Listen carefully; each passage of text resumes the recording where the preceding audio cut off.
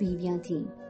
दोनों बीवियों के अलग कमरे थे और रोजाना रात को जिस बीवी के कमरे में सोता, दूसरी बीवी के कमरे से चीखने की आवाजें आती थी। मैंने दोनों कमरों में कैमरा लगा दिए और फिर जो रिकॉर्ड हुआ वो देखकर आप दंग रह जाओगे। आज मेरी बारी दूसरी बीवी के कमरे में थी और मेरी दूसरी बीवी कम उम्र और हसीन थी। मैं जैसे ही उसके पास बैठा, घर में एक बेहंगम सा शोर शुरू हो गया। मेरे साथ साथ मेरी दूसरी बीवी दरक्षा भी घबरा गई। किसी के चिल्लाने की आवाजें आ रही थी। मैं फौरन उसे कमरे से बाहर निकला। वो चिल्लाने की आवाजें मेरी पहली बीवी के कमरे से आ रही थी।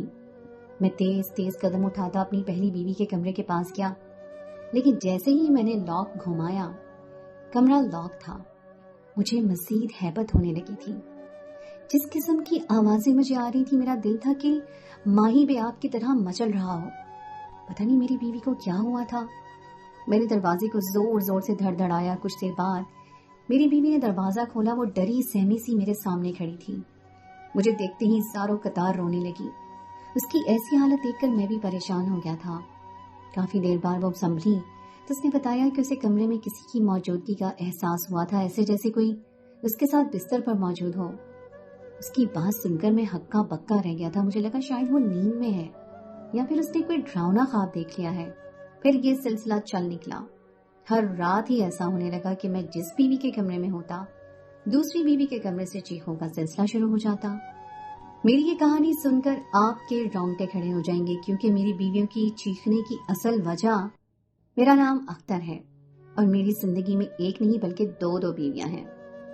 मेरी दूसरी बीवी के 3 महीने तक सब कुछ ठीक था, लेकिन फिर अचानक ही अजीब और गरीब सी चीखों का सिलसिला शुरू हो गया, जो कम से कम मेरी समझ से तो बाहर था। और जिस रात मैंने सच जानने के लिए उनके कमरों में कैमरे लगाए, उस रात मेरे होश उड़ गए, क्योंकि सच इंतहाई भयानक था। मेरी एक शादी को 18 साल हो चुके थे और दूसरी शादी मैंने 3 महीने पहले की थी। मेरी दोनों बीवियां बहुत अच्छी दोस्त थीं और इसीलिए मेरी जिंदगी में सुकून था। मेरी दूसरी बीवी बहुत ही अताअत गुजार साबित हुई थी। मुझे दूसरी बीवी पर बिल्कुल भी पछतावा नहीं हुआ, क्योंकि इस शादी का मेरी जिंदगी पर कोई मनफी असर नहीं पड़ा था। मेरी दोनों बीवियों में दोस्ती की एक वजह यह भी थी कि मैंने अपनी बीवियों के दरमियान इंसाफ कायम किया था और इसलिए मैं एक रात पहली बीवी के साथ गुजारता तो दूसरी रात दूसरी बीवी के साथ, ताकि किसी के हुकूक की तलफी ना हो सके। लेकिन दूसरी शादी के पूरे 3 महीने बाद मैं जिस रात पहली बीवी के कमरे में जाता तो दूसरी बीवी के कमरे से चीखों की आवाजें आने लगती, और दूसरी बीवी के कमरे में जाता तो पहली बीवी के कमरे से आवाजें आती। ये आवाजें क्यों आती थी मुझे कुछ भी मालूम नहीं था। आज भी मुझे अपनी पहली बीवी ऐमन के कमरे में आए कुछ लम्हे गुजरे थे कि अचानक ही मेरी दूसरी बीवी दरक्षा के कमरे से दबी दबी चीखों की आवाजें आना शुरू हो गई थी। दरक्षा जवान और हसीन लड़की थी, जबकि ऐमन तकरीबन मेरी हम उम्र थी। उसकी चीखों की आवाज पर मेरा दिल घबराने लगा था। मैं जो ऐमन के साथ खलवत के लम्हात गुजारने ही लगा था, दरक्षा के कमरे से दबी दबी चीखों की आवाज सुनकर कमरे से बाहर निकलने लगा तो ऐमन ने मेरा हाथ पकड़कर मुझे रोक दिया और कहने लगी कि आप मुझे इस तरह छोड़कर ना जाएं। मैंने गुस्से में ऐमन को देखा और कहा कि क्या तुम्हें चीखों की आवाजें सुनाई नहीं दे रही हैं? पता नहीं इस घर में क्या हो रहा है। मैं हद से ज्यादा परेशान हो चुका हूँ। हर रात ही यही तमाशा हो रहा है। मेरी बात सुनते ही ऐमन की आंखों में आंसू आ गए और कहने लगी कि आप ये कैसी बातें कर रहे हैं? मैंने आपको हरगिज भी परेशान नहीं किया है। मैं तो दिल से आपकी दूसरी बीवी को भी कबूल कर चुकी हूँ और पहले से ज्यादा आपका ख्याल रखने की कोशिश करती हूँ। सारा दिन दरक्षा नए नौकर करीम के साथ मसरूफ रहती है और रात को आपके साथ, लेकिन जब आप मेरे कमरे में आते हैं तो पता नहीं वो क्यों इस तरह हमें परेशान करती है। ऐमन बहुत ही अजीब से अंदाज में दरक्षा और करीम का जिक्र करने लगी। मैंने खफकी से ऐमन से पूछा कि फिर तुम्हारे कमरे से क्यों चीखों की आवाजें आती हैं जब मैं दरक्षा के पास होता हूँ? क्या तुम भी जानबूझकर ऐसा करती हो? ये सिलसिला शुरू भी तुम्हारे ही कमरे से हुआ था। ऐमन कहने लगी कि वो जानबूझकर ऐसा नहीं करती, बल्कि रात को जैसे ही वो कमरे की लाइट बंद करती है उसे किसी की मौजूदगी का एहसास होता है। ऐमन कहने लगी कि मैं और दरक्षा तो बहुत अच्छी दोस्त बन चुकी थी। हम दोनों को एक दूसरे से कोई मसला नहीं था, लेकिन आपकी उस कम उम्र बीवी को न जाने मुझसे कौन सी दुश्मनी हो गई है और ये सब उसी का नतीजा है। ایمن کی یہ بات تو سچی تھی، باقی ان دونوں کے درمیان کافی اچھی دوستی قائم ہو چکی تھی۔ ایمن کا اور میرا سالوں کا ساتھ تھا اور میں نے ایمن میں کبھی کوئی خرابی نہیں پائی تھی، بس وہ اپنے مزاج کی مالک تھی اور مجھے اب اس کے مزاج سے چلنے کی عادت ہو چکی تھی۔ ایمن کے لیے میرا کام کرنا، میرا خیال رکھنا بہت ہی مشکل کام تھا، جبکہ درخشاں اس سے الٹ تھی۔ وہ بہت زیادہ سلجھی ہوئی اور بہت محبت کرنے والی تھی۔ جب سے درخشاں میری زندگی میں آئی تھی، میری زندگی میں ہر چیز سلیقے سے ہو گئی تھی۔ میرے کپڑوں سے لے کر میرے کھانے پینے تک کا خیال اسے رہتا، اور سب سے بڑھ کر ایک جوان بیوی کی محبت ملنا کسی بھی مرد کو دوبارہ جوان کر دیتا ہے۔ اس لیے قدرتی طور پر میرا جھکاؤ درخشاں کی طرف تھوڑا زیادہ تھا۔ ایمن کہنے لگی کہ شاید ہمارے گھر میں کوئی آسیب ہو گیا ہے، یا پھر کہیں درخشاں تو ایسا کچھ نہیں کری جس کی وجہ سے یہ سب ہو رہا ہے۔ پتہ نہیں اسے کون کون سے وہم ستا رہے تھے۔ اس کی فضول کی باتوں پر مجھے پھر غصہ آنے لگا تھا۔ ہم سالوں سے اس گھر میں رہ رہے تھے اور آج تک ایسا کچھ نہیں ہوا تھا، تو پھر اچانک ہی یہ کیا ہو رہا تھا؟ اور درخشاں بھلا ایسا کیا کر سکتی ہے کہ جس کی وجہ سے دونوں ہی راتوں کو چیخنے لگی تھی؟ اگر مسئلہ صرف ایمن کو ہوتا تو کوئی بات بھی تھی، لیکن درخشاں اور ایمن دونوں کو ہی ایک جیسا مسئلہ تھا۔ ایمن نے زبردستی میرا ہاتھ پکڑا اور مجھے مجبور کیا کہ میں آج اسے چھوڑ کر کمرے سے باہر نہ نکلوں۔ میں جب اس کے ساتھ کمرے میں نہیں ہوتا ہوں تو کوئی اسے پریشان کرتا ہے۔ ایمن کی بات سن کر میں ٹھہر گیا تھا۔ ویسے بھی انصاف کا تقاضا تھا کہ مجھے آج کی رات ایمن کے ساتھ گزارنی تھی۔ کچھ دیر تک مجھے ایسے ہی دبی دبی چیخوں کی آوازیں سنائی دیتی رہیں اور اس کے بعد خاموشی چھا گئی تو مجھے کچھ سکون سا محسوس ہوا۔ میں روز روز کے اس بے ہنگم شور سے پریشان آ چکا تھا۔ میں جانتا تھا کہ اگلی صبح سب کچھ ٹھیک ہوگا، کیونکہ شروع میں پریشان ہوتا تھا۔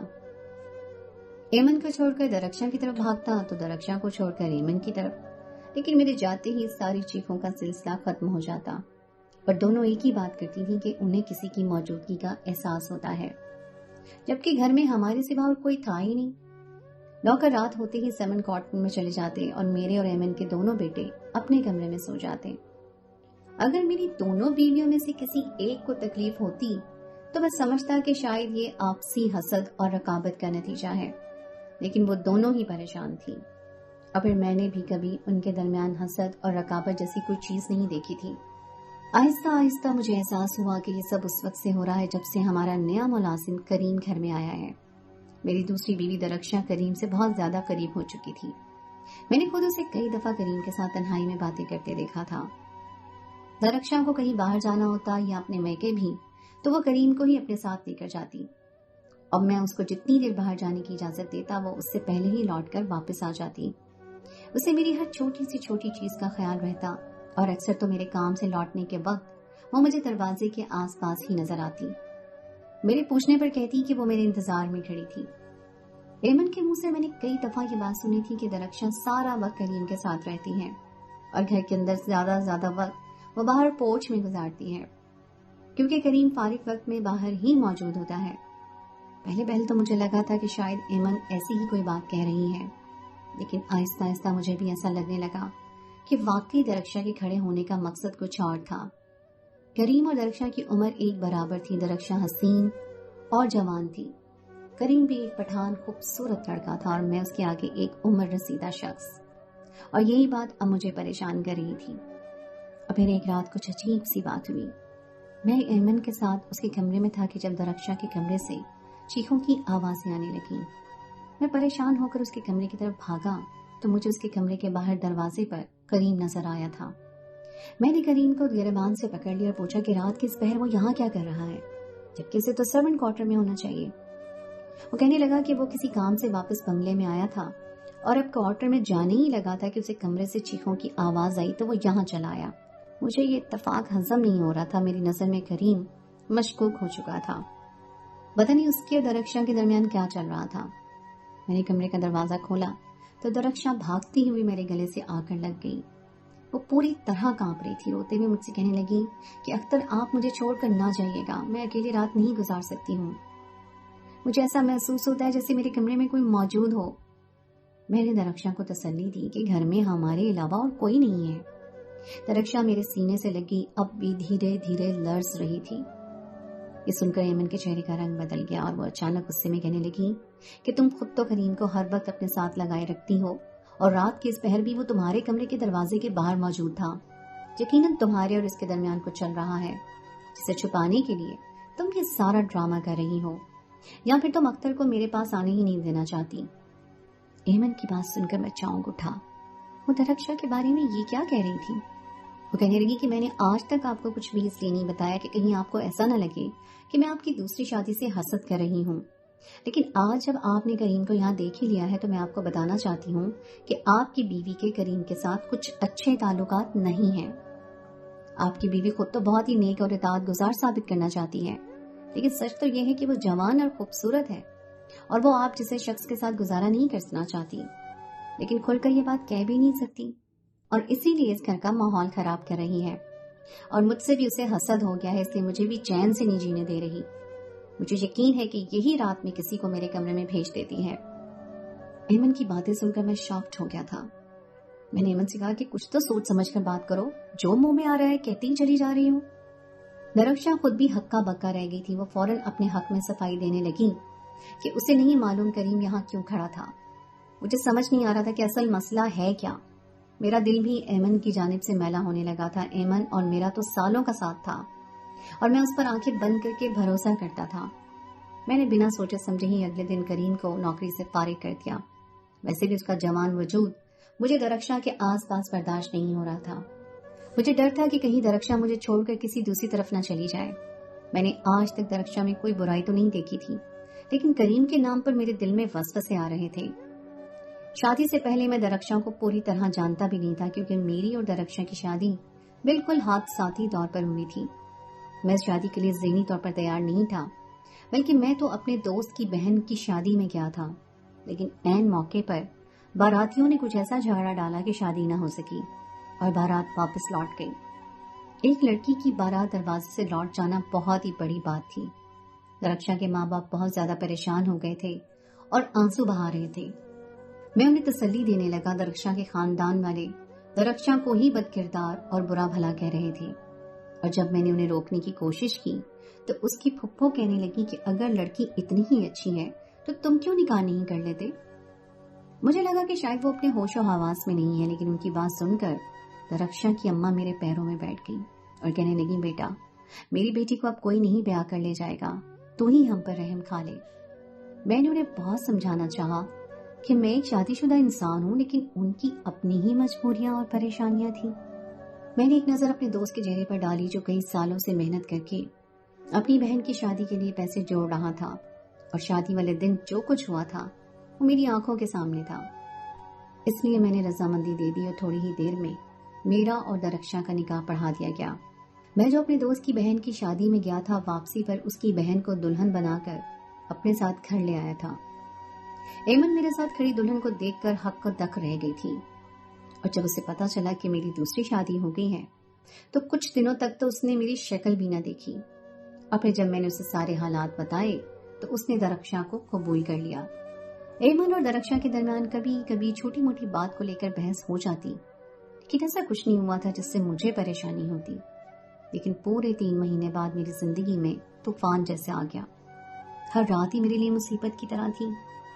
मैं सुकून की खातिर कमरे में जाता और परेशान होकर बाहर निकलता। मेरी दोनों ही बीवियां किसी तकलीफ में थी जिसे मैं जान नहीं पा रहा था।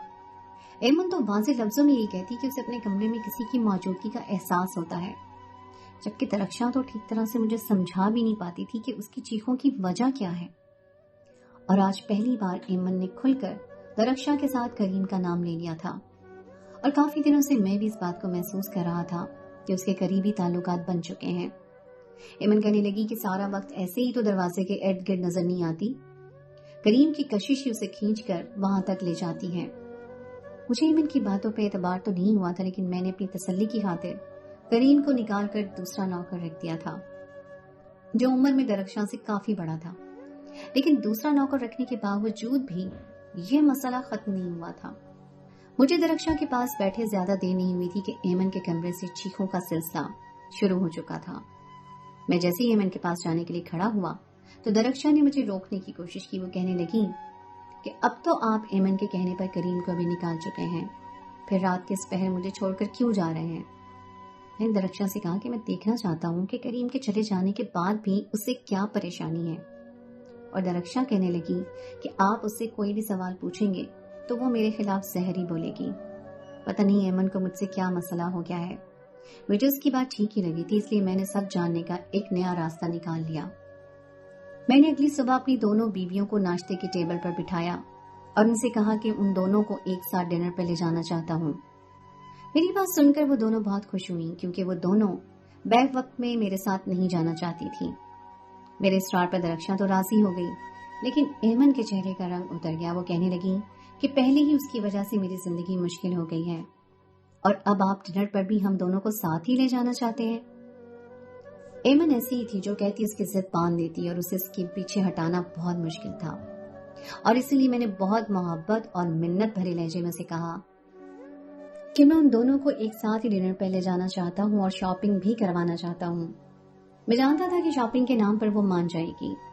میرے ساتھ گزرے 18 سالوں میں اس نے شاپنگ کے نام پر پانی کی طرح میرا پیسہ اڑایا تھا، اور ایسا ہی ہوا. شاپنگ کے نام پر وہ فوراً راضی ہو گئی.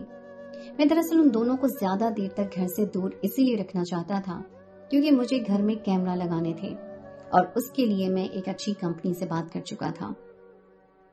اس بات کا تو مجھے یقین تھا کہ گھر میں آصف جیسی کوئی چیز نہیں ہے، لیکن ان دونوں کے چیخنے کے پیچھے کوئی نہ کوئی وجہ تو ضرور تھی، اور بس مجھے اسی وجہ تک پہنچنا تھا تاکہ میرا گھر دوبارہ پہلے کی طرح پرسکون ہو جائے. درخشاں تیار ہو کر ڈنر کے لیے گاڑی میں بیٹھی تو میں اسے دیکھتا ہی رہ گیا. ایمن بھی کچھ کم خوبصورت نہیں لگ رہی تھی.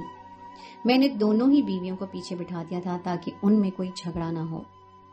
ڈنر کے بعد ہم شاپنگ پہنچے تو ایمن نے عادت کے مطابق پانی کی طرح پیسہ بہایا اور درخشاں سے کہنے لگی کہ تم کتنی ہی اطاعت گزار بیوی کا ثبوت کیوں نہ پیش کرو، میں اچھی طرح جانتی ہوں کہ تمہارے دل میں کیا ہے. مجھے ایمن کی یہ بات بالکل اچھی نہیں لگی تھی، لیکن میں وقتی طور پر خاموش ہو گیا تھا. کمپنی سے مجھے کیمرے کی سیٹنگ ہو جانے کا میسج آ گیا تھا، اس لیے میں ان دونوں کو لے کر رات گئے گھر لوٹا. باری کے مطابق مجھے درخشاں کے کمرے میں جانا تھا اور میں خاموشی سے اس کے کمرے میں چلا گیا تھا. مجھے اس کے پاس بیٹھ کر کچھ ہی دیر گزری تھی کہ ایمن کی چیخوں کا سلسلہ شروع ہو گیا تھا. میں ایمن کے کمرے میں جانے کے بجائے مدرسے کے کمرے کے ٹوائلٹ میں چلا گیا اور اپنے موبائل فون سے ہی کیمرے کی ریکارڈنگ دیکھنے لگا، اور یہ دیکھ کر دنگ رہ گیا کہ میری بیوی ایمن بستر پر کھڑی زور زور سے چیخیں مار رہی تھی. نہ ہی اس کے کمرے میں کوئی موجود تھا اور نہ ہی اسے کوئی تنگ کر رہا تھا. وہ اپنے پورے ہوش و حواس میں جان بوجھ کر چیخ رہی تھی. میں نے ایمن پہ یہ بات ظاہر نہیں ہونے دی کہ میں اس کا سچ جان گیا ہوں، نہ ہی درخشاں کو اس حوالے سے کچھ بتایا.